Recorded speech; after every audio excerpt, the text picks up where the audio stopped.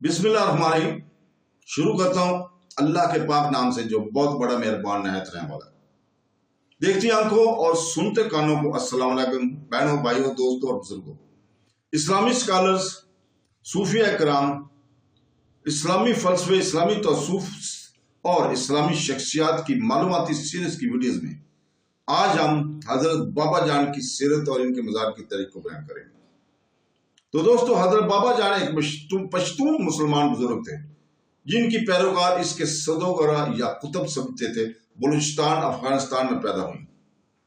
उन्होंने अपनी जिंदगी की आखिरी 25 साल पुणे भारत में गुजारे। वो एक हिंदुस्तानी रूहानी उस्ताद मेहरबान बाबा की असल आका थी। हजरत बाबा जान का सबसे कदीम रिकॉर्ड, जिनका नाम पैदाइश के वक्त गुल रखा गया था, गुलाब जैसा चेहरा, कहता है कि वो अफगानिस्तान के अमीर की वजीरों में से एक की बेटी थी। बाद के अकाउंट्स बताते हैं कि बाबा जान अफगानिस्तान से ताल्लुक रखते थे और एक आला नस्ल की अफगान की बेटी थी। बलूचिस्तान के एक शाही मुस्लिम खानदान में पैदा हुई। बाबा जान की पैदाइश की सही तारीख वादा नहीं है।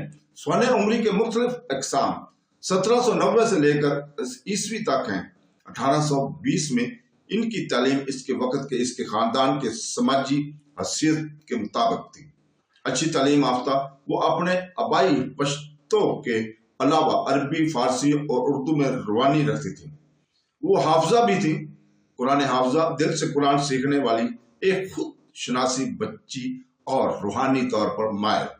इब्तदाई जिंदगी में से ही उन्होंने सूफियानिया रुझानात को फरोग दिया और अपनी उम्र की लड़कियों की बरक्स वो नमाज, मराकबा और तन्हाई में अपना अच्छा वक्त गुजारती थी।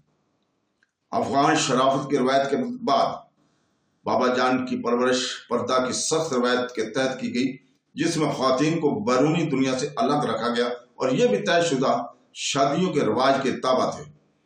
उन्होंने अपने लिए तयशुदा नापसंदीदा शादी की मुखालफत की और 18 साल की उम्र में अपनी शादी के दिन घर से भाग गई। अपने बुरके में भेस बदल कर उन्होंने दरा खैबर के दामन वाक़या सरहदी शहर पेशावर का सफर किया। यह पेशावर में या इसके आसपास था कि आखिरकार उनका राब्ता एक हिंदू सदगुरु से हुआ। गुरु की हिदायत के बाद वो रावलपिंडी से बाहर एक करीबी पहाड़ में तन्हाई में चले गई और तकरीबन 17 माह तक इंतहाई सख्त रियाजतें रूहानी तपश से गुजारी। जब बाबा जान की उम्र 37 साल थी, उन्होंने एक मुसलमान बुजुर्ग से राब्ता किया, जिन्होंने इसे खुदा का आधारक देकर रूहानी जिद्दोजहद की। इस तजर्बे के बाद वो हिंदू गुरु के साथ दोबारा राब्ता कायम करने के लिए रावलपिंडी वापस आए जिसने कई सालों के बाद इसे मामूल के मुताबिक होश में आने में मदद की।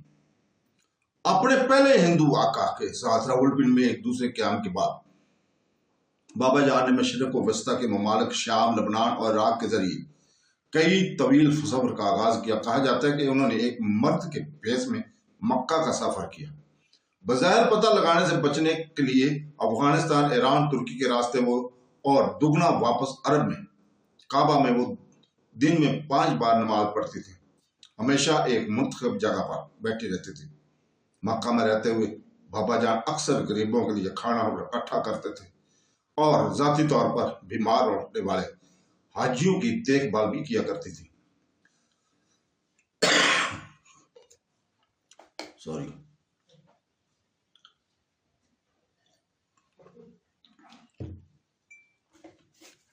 मक्का से बाबा जान ने मदीना में इस्लामी पैगंबर मोहम्मद सल्लल्लाहु अलैहि वसल्लम की कब्र मुबारक की ज़ियारत की, जहां उन्होंने नमाज पढ़ने और साथी हाजियों की देखभाल का वही मामूल अपनाया। अरब छोड़कर वो बगदाद, इराक में होती हुई वापस पंजाब आई। इसके बाद उन्होंने जुनूब का सफर नास किया और खुद को पंजावाती में कायम किया। नासिक से बाबा जान ने बंबई का सफर किया, जहां वो कुछ अरसा ठहरी और इनकी शोहरत बढ़ती गई। अप्रैल 1903 में उन्होंने मक्का की दूसरी बार हज किया। इस बार बंबई से SS हैदरी पर सफर किया। 1904 के लगभग बाबा जान बंबई वापस आई और इनके फौरन बाद सूफी बुजुर्ग मुइनुद्दीन चिश्ती के मकबरे पर खराज अकीदत पेश करने के लिए शुमाली हिंदुस्तान में अजमेर चले गए, जिन्होंने हिंदुस्तान में चिश्ती निजाम इस्लाम कायम किया। अजमेर से वो दोबारा बंबई वापस आई और फिर जल्दी मशरक का सफर करके वहां चली गई। सन 1905 तक बाबा जान पुणे पहुंची, जहां उन्होंने अपनी आखिरी रहायशगाह कायम की। अब एक बूढ़ी औरत, इसकी पीठ हल्की सी झुकी हुई, कंधे गोल, सफेद धुनी बालों के साथ और शगुफ्ता लिबास में मलबूस, इसे शहर के मुख्तलिफ हिस्सों में अजीब और गरीब जगहों पर बैठते या आराम करते देखा गया। बाबा जान आखिरकार मेलकॉम टैंक रोड पर 4 बावड़ी 4 व्हील्स नामी कच्ची आबादी में वाक़या है, जो बरतानवी फौज की छावनी का हिस्सा है। इस वक्त के 4 बावड़ी के इलाके की को गंदगी और वीरानी और बदसूरती की तस्वीर, ताउन और वबाओं की अफजाइश की जगह और रात के वक्त खतरनाक राफ्जों का मुस्तकिल ठिकाना के तौर पर बयान किया गया। कई महीनों तक कुदरती अनासर के सामने आने के बाद बाबा जान ने बड़बड़ाते हुए अपने अकीदतमंदों को अपने ऊपर दाने की बोरियों की एक बुनियादी पनाह बनाने की इजाजत दी। बच्चों को इस पर पत्थर फेंकने की आदत थी।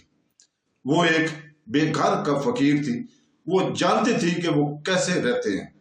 इसके अकीदतमंदों के तवायफ गरीबों और नादारों में बांट दिए जाते थे और बाद सूरतों में चोरों ने इससे चोरी भी कर ली थी। वो मादी पेशकश या नुकसान से लातल्लक रही। आहिस्ता आहिस्ता अकीदत या महज नजस की वजह से और दूसरी जगहों से लोगों की बढ़ती हुई तादाद ने इसे ढूंढ लिया। बाबा जान से कई महीना मोजज़ात मंसूब किए गए हैं।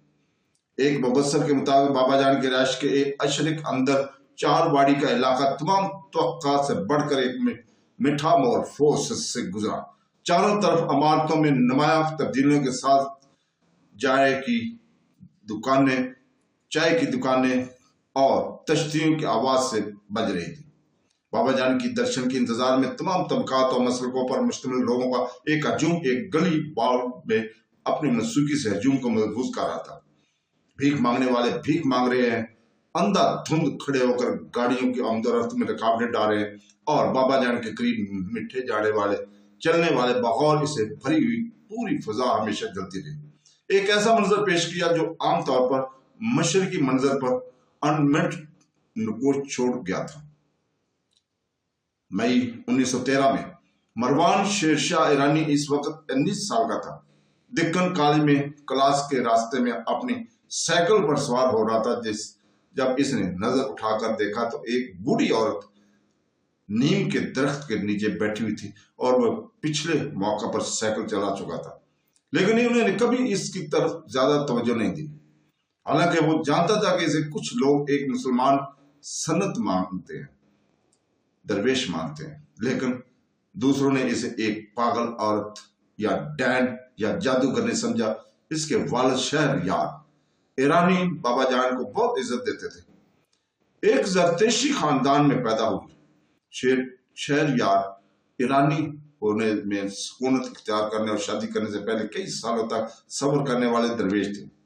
बाबा जान ने मरवान को इशारा किया, जो इसकी तरफ मुतवज्जो हुआ। इसके बाद कई महीनों तक मरवान ईरानी साहब के पास जाते और वह इकट्ठे बैठते, लेकिन कम ही बात करते। जनवरी 1914 की एक रात वो जाने ही वाला था। ऐसा करने से पहले बाबा जान के हाथ चूमे और इसका चेहरा अपने हाथों में थाम लिया। इसके बाद इसने इसकी पेशानी पर बोसा दिया, जिसके दौरान इसने इसका रूहानी फजल बरकत हासिल किया। इस वाक्य के बाद अज़ा मरवान ईरानी को एक पुरजोश हालत में छोड़ दिया, जिसमें वो तकरीबन 9 माह तक अपने मामूल के माहौल से दूर है। नौजवान बाद में मेहर बाबा के नाम से मशहूर हुए।